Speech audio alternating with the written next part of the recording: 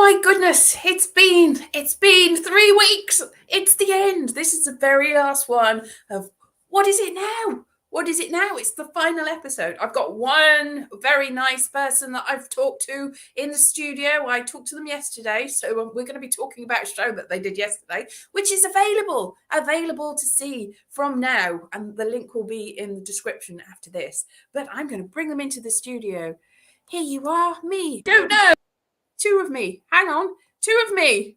Kevin Groves with me here. Hello, Kevin. How are you? Hello. I'm fine. Back from a nice holiday, ready to go for the last show. Yes, because you are doing the virtual Fringe, so you have the advantage over others that you can do other things as well as doing the show. Yes. Well, in between fitting up, it's been quite good. I've 6 completely different shows, which is a bit of a challenge. Most of them have been sort of nearly an hour long, sometimes over. Wow. So the way you've done it, you've done a storytelling show. Has there been interaction with the audience, or is it just them watching?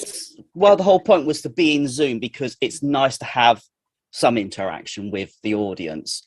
Bit different this year with more going back to the in-person stuff. But some shows have been, mostly some people have just been dead quiet, which is a bit disconcerting, talking to the void, as you're probably familiar with. I know, yeah. So when I did have one in particular, when was it? I think it was the last show. And she was from India, and she was just so thrilled that there's all these shows, there's like storytelling and things you can go to online. And like, well, yeah, come on. So it was nice to have interaction because she was asking questions about the stories in between. And so that's lovely. If I reach one person, I'm happy. Well, yeah, one person. I mean, that's a typical Fringe audience. If you're in person, that's sometimes some of the people, that's all you've got to deal with. So I think maybe it's less stressful if you're at home and you haven't made that effort to go out there. You just done it. Of course you've made an effort doing the digital show, but you haven't made that extra step of traveling to the show and then going there and then nobody's there and then you go home again. Well, was going to be there in person this year, but reasons, work and all that stuff. So next year, hopefully. Yeah. And the idea of this year, last year I did predominantly my ancient Egyptian storytelling, which I'd done a lot of in person already with that, and I carried some of that over for this year as part of my rescheduled after COVID UK tour. So I stopped by the PBH Free Fringe for one of the shows. I thought, cool, that's one event, and that was all last year and some of this year. This year I've put in a few things experimental that I tagged onto the Fringe at the end of last year. And so they were my Inky's mystery files, a bit of like Scooby-Doo X-Files meets my small town where I live. So it's all got a little bit of smugglers and highwaymen and all of this geeky stuff. Oh, and an alien invasion, which was my favorite one. Wow, that's really exciting. So you've got all of the shows were different, and yes, all very different. No script. Just the sort of bare bones to it's the Egyptian stuff's okay. This is for today's. This is 20 pages for today's, which I'm trying to memorize. Which is completely new first. This is brand new material, which is why I've left it to the end. Is this one at 4:30? It's on at 4 p.m. on the Sunday. Okay, yeah. On the Saturday. On Saturday? No. Yes. So that's just, I'm like, are you thinking ahead? So we're recording this on the Saturday. Yep. Have you got one on the Sunday? I haven't, no. But they're all on YouTube. They're all on YouTube, exactly. Yes. This is the glory. I have made sure that on the PBH's YouTube channel, there's a playlist of all the digital shows, and I've been very I've gone out of my way to add yours to them. So there's one so far there. So the one that's going to be, which will have been yesterday now, hopefully I will have put up by then. If you'll have put it up by then, it will be available. Yes, it will be straight after I finish this. I'll close it down, let Zoom do its thing, and then upload. No editing. It is as it is. Sleep your pants sort of thing. So it's got a feeling of live. Yes. So, well, this one is completely experimental, which is obviously, I think, part of the Fringe anyway. So I've only rehearsed this once this week in the hot tub when I was in Snowdonia. I had a background pretty much like this. Oh, beautiful. Yeah. Hot tub by a running river and trees and stuff. Yeah, I know, it was bliss. So that's the only run through I've done. And my wife suggested a few changes. So well, it's good to have a little bit of feedback, isn't it? Yes. And you have to have a little bit of openness to that. Listen to feedback, not necessarily take it on board, but not necessarily do anything with it, but be aware. Yeah, I've had to change the ending. Oh, okay. Yeah. Which is good. Well, add to the ending. It finished too soon. Oh, yeah, just in case. So it's an epilogue. Yes. It's sort of, she wanted closure on a few of the threads of the story. And I thought, fair point. Okay, yeah, well, that's, it's a sequel all in one. Well, this is the thing with this one. It's called The Chronicles of Kia, and it's an adaptation of a novel I drafted in 1992, which I never got work to get published. I've had like other books published, but not this one. And it's been sat there for all that time thinking, can I do something with it? And now I'm storytelling. I thought, oh, okay, can I just take something, mash it together and throw it at the Fringe and see what happens?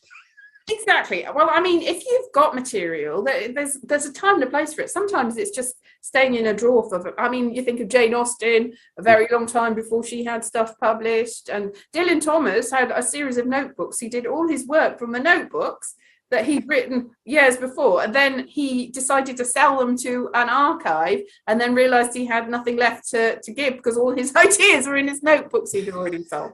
So yeah, those old ideas, you don't want to always abandon them. Just leave them for a little bit. No, they've sort of been in my head off and on over the years. And well, it's trying to do something different. I like variety. I get bored really quick with the same material. Like the Egyptian stuff, it's been a part of my life since childhood, and I love the stories, but I've been performing them so many times over the last 2 years now that I'm thinking, I'm not so sure. I'm getting a bit tired. Yeah. Although I've still got the rest of my tour to do. Well, shake it out. Things have got their lives, though, but it doesn't necessarily mean that's the end of it. Well, no. Resurrect it when you're ready again, can't you? Yeah, I'm performing in London next month for a whole day of continuous storytelling. Ooh, where's that? I'm going to be shattered after 6 hours of that, I think. Yeah, where's that going to be? That's at Atlantis Bookshop in London. On the 2nd or the 9th, whichever's the first weekend. Yeah, let me know in a little one week. of those, yeah. Where? And then up into Sheffield. Why I keep mixing Staffordshire and Sheffield, I don't know. But yeah. It's Sheffield at the end of August. It's like one is pottery, one is steel. They're both very useful, and you need both to have a lovely meal.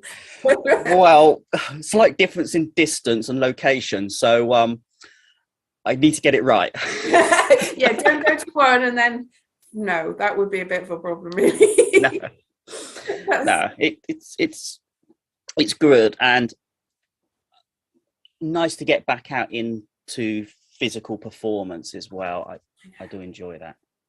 Yeah, I'm still working my way up to it. I mean, I'd moved away from comedy anyway into more sort of poetry and spoken word. But even that, since 2020, I've been like, oh, I'm not ready yet. Well, no, I only just got in. Well, I've been an author for quite some years, and public speaking as well.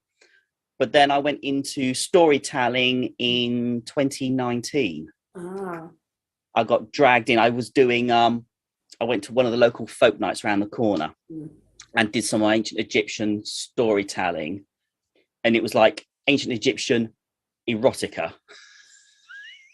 It had them. They loved it. It was hysterically funny.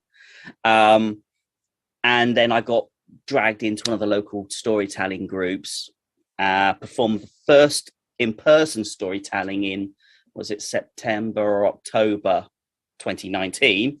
Got another one in for midwinter, and then all gone. Yeah, exactly. Oh, just that. I mean, a lot of people. I mean, you started it just before the lockdown. A lot of people have started careers because they've had to develop something. Whatever they were doing before, they've had to develop it for a new audience, which is where the digital comes in very well as well. It is. Yeah, it's different though. I've only had that obviously that brief moment of in person and gearing up, and obviously changing it from public speaking to storytelling, which is quite different.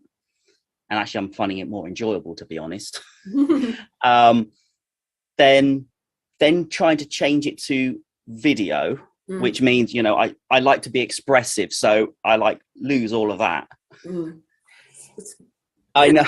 Well, I was optimistic for the online Fringe last year in that I set all this up. I've got a good couple of meters back. Yeah.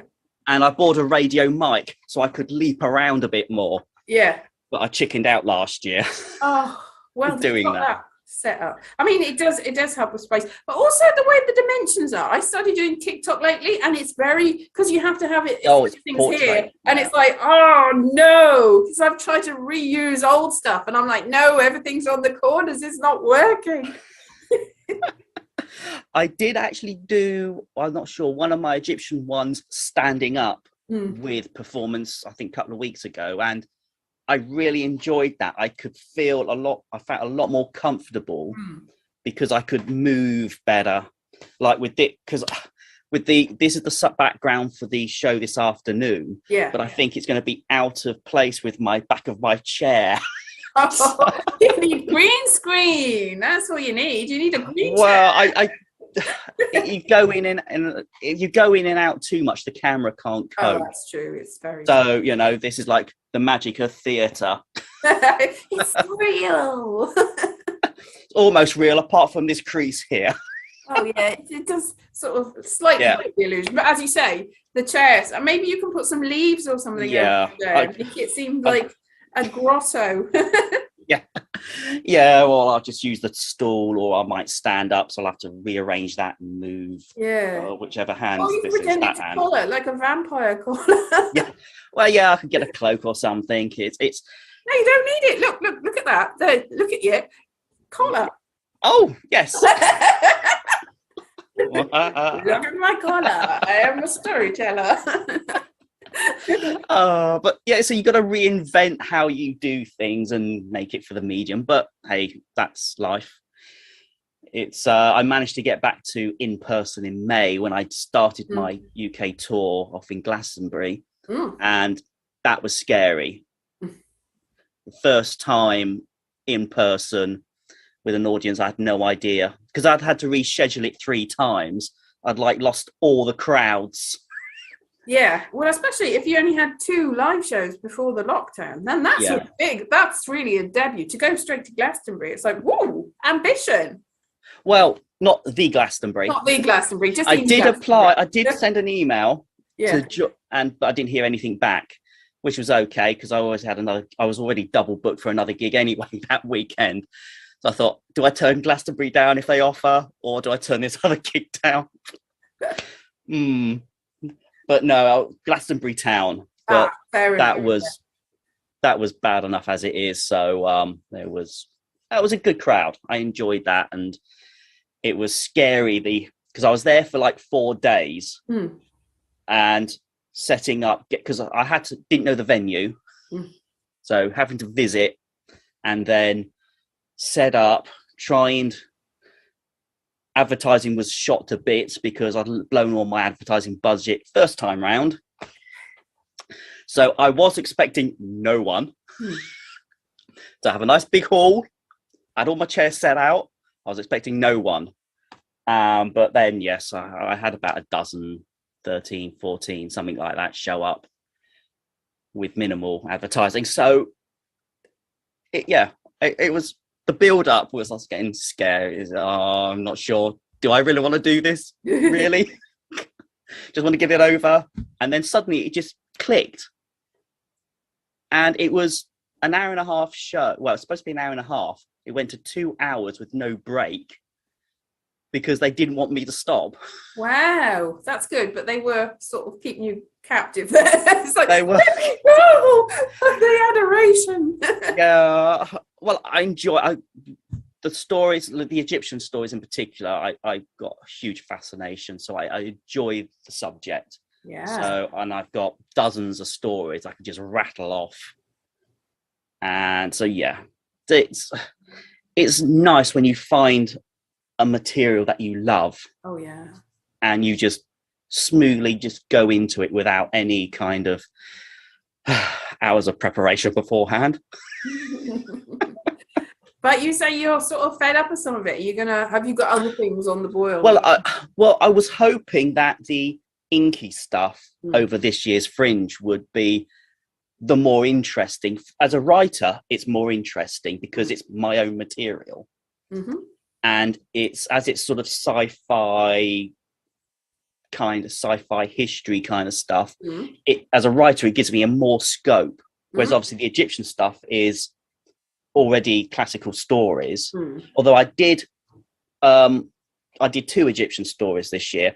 One, the classical stories, and another one which was called Corrupted Souls. Yeah.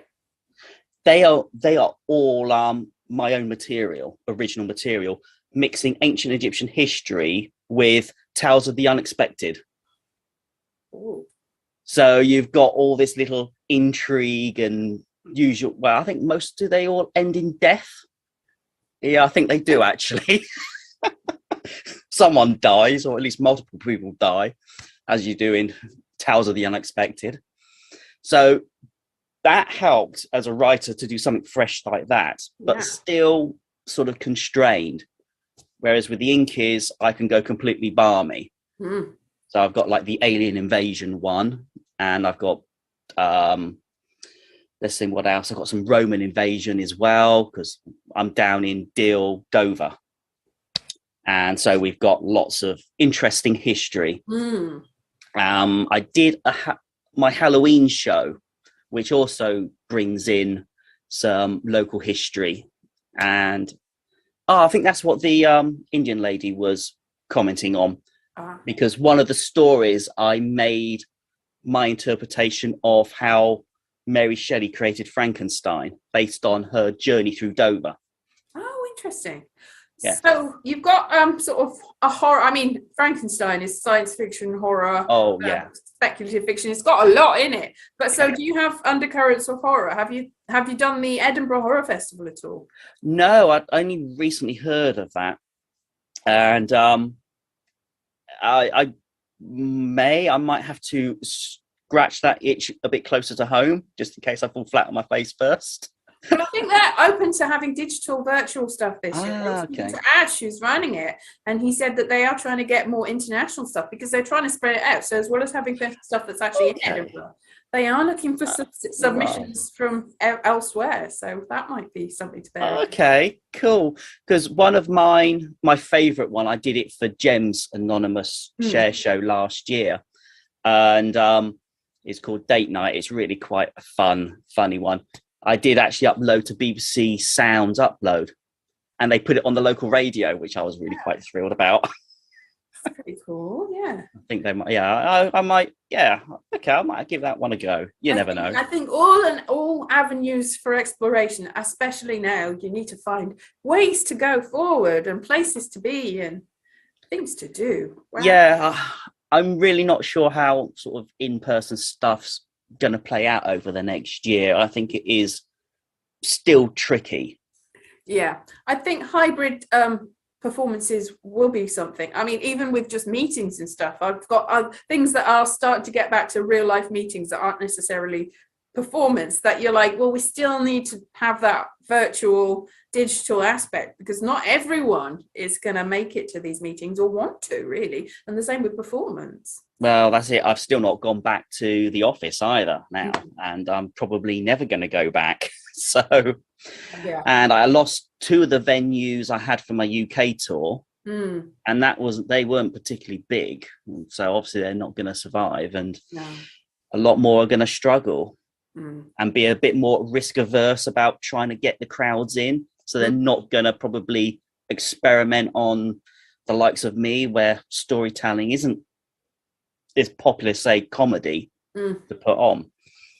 Yeah, and you have to find your audience. I mean, in a way, the internet has made it easier to find an audience, but in another way, you've got, like you're saying, Glastonbury, you've got a captive audience. People love to have things coming into their area so they can go and see it, and so it's an event. But it has been very disrupted in the past few years. Yeah, I think more people are used to this now and accept it. Like, I think since I put those shows on the YouTube, I think I've had more views on those than I actually probably had tickets booked. So I think people are okay. They just, especially with the virtual one, because obviously we've got an international group. So I know when I had my Egyptian one, I had someone from Michigan and a few other outside the UK. So they couldn't stick around for the whole show, but because of the time zones. So, yeah.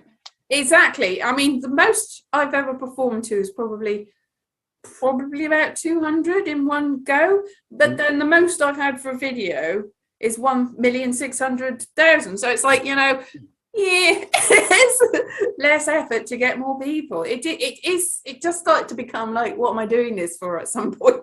Well, the downside, and I hate to get talk crass about this kind of stuff, but the tips. Yeah, it's getting the money out of it. Although there is that facility. If you're a partner on YouTube, they've just brought in a thing where you can get gifts, gifts, and also if you're able to go live, they can do super chat so people can put. So, and also you've got the advertising on something like YouTube, so you can monetize through certain venues anyway. You've also got is it Venmo?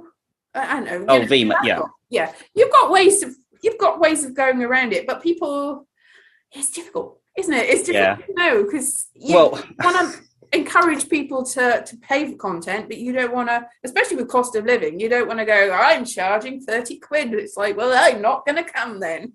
Well, that's it. It's on the door is fine. When you're running around with a bucket afterwards, the English in particular don't like to put up a fuss, so they'll throw something in anyway because it's polite. But with people able to disappear rapidly online, some do, and I've had a few, and that is really appreciated. When you've put all that effort in, especially with most of this being original work, and I think even with comedians in particular, where it is a lot of effort goes into writing this stuff. You want to have at least some recognition of the effort. I found that. I mean, in the early days, I think people were putting little QR codes and things in the corner of some of the digital gigs I did, and some people would pay. But as that went on, people were less inclined to actually do that. But the fact, if it's in there, then maybe they'll watch it and then go, oh, yeah, I think so. And at a later date, maybe go, yeah, right then. Yeah, it's nice to feel that appreciation's out there, because, and I know as a writer, and you flog your books, and you don't make any money as a writer. It's no money in that, unless you're like mega seller kind of top number one thing. You're not going to make a living out of it. So you want to feel that when someone gives you something back and say, well, I appreciated it. Even a comment. I would love comment, because that is like that engagement I had with this Indian lady, was that she was listening, she was paying attention, she wasn't having it on as a background. She was listening and asking questions, and lovely.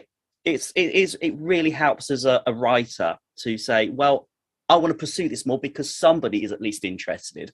Exactly. Sometimes the payment is just the feeling you get from putting that out there and helping somebody else. It's payment is it doesn't necessarily mean money. You can pay people in your appreciation. Well, yeah, I know. I've done enough public speaking to know when things are going round and when people start walking out. And you're not doing it right, something right. But was it like that people used to show how much they didn't like you by throwing coins at you on the stage, hoping you... I think nowadays would probably welcome that. Please! Wear a hat with a little brim that catches them. Oh yeah, how things have changed. Oh my goodness me. Yeah, so it's been great talking to you, and good luck with your show. You're preparing for it now, are you? So. Yes, I'm gonna have another read through, try and get some of the names right. Okay, which one is it today? Chronicles of Kia? Chronicles of Kia at 4 p.m. So... Well, a bit late now, but Chronicles of Kia 4 p.m. yesterday. Right, because it would have already happened, and we can put a little link to where it is. Yep, will do. Yeah. I will throw that over. That'll be amazing. Thanks, Kevin. Thanks very much. Bye-bye. Thank you. Bye-bye. Oh, I'm here. I'm all me again. And Robert Freeman's just put in comments that he wants to plug some of his shows, because even though the Edinburgh Festival Fringe and Virtual Fringe are almost over, there are other things going on in the future. So, Robert, if you want to tell me in comments, I will read them out and let people know where people can be found. And Kevin Groves, his shows are going to be on the playlist for the PBH Free Fringe, which I'll put a little link to at the end of this when it's processed. But Robert, tell me, have you got anything that I can mention live on air? Cool, yes, he says cool. But tell me dates, because I'm not going to stay here forever, because it's nearly the end of the Fringe, and I'm just biding time. As soon as you tell me, I will read them out, and then we'll reach Houston. So Robert Freeman's going to go over to Europe and then Houston. What is the name of your show, Robert? So I can mention that to all the people. Only you at the moment watching, but this will go on demand. A full month in Houston. Where? What's it called? So people can find you. And it's going to be an amazing time. Everybody's going to... I've got to think for the future as well. What can I do next? What can I do in the future? So I'm open to suggestions. Not that I'm necessarily going to pay heed to them, but suggestions are all good. 100 suggestions. You're not going to be able to do all of them, but you might be able to go, wow, that sparks an idea in me. So I might do some future music. So Robert Freeman's future music is going to be in Europe and then in Houston. Have you got actually times and dates at all? You've got the whole month. What's the venue? So Robert Freeman, future music, Europe. Europe's a big place. Anywhere specific in Europe. But it's good that you're going to be playing. Thing is, be playing there. So it's like pulling teeth, Robert. Just tell me the city. You're in Houston, but where? All around Houston, is it? What's the name of the show? Future music. And it's going to be lots of dates. So look out for Robert Freeman. Anytime, really. Is it going to be like 7 o'clock, 8 p.m., that sort of thing? Yeah, that's fine. He's going to be everywhere, all at once, doing everything. But he'll be using VR. That's going to be really exciting. So can you actually see that online? So even if you're not in Houston or Europe, can you see your stuff, Robert? So he says, Houston, a full month, future music. Thing is, be playing there. The city will be using VR. That's so exciting. Virtual reality, not virtual reality. VR could stand for other things. It could stand for vacuum reduction. Don't know what that would mean. But yes, it is visual. It is virtual reality, I'm pretty sure. Okay, well, I'm just going to be on YouTube. So you can see Robert Freeman on YouTube. If you want to put a little link, then I will put that in the comments so that you can catch Robert Freeman on YouTube. So that's going to be great. So he will be live on YouTube. Amazing. Go look for him. I'm going to sign off now. on that note, and I will be here later on with the sort of come down show, really, 8 o'clock. So I am billed at 7 o'clock. You'll send good. I'm billed at 7 o'clock, but because Sunday is the day that I do the 8 o'clock show normally, and I get some people that just come at that time, that's the time I'm going to be doing it. So I will put up a link to that, so you'll be ready to wait around, and it will be not necessarily the same as the other shows I've done this month. It will be just possibly calmer, but I don't know. We shall see what we shall see. All right then. Bye bye, everybody.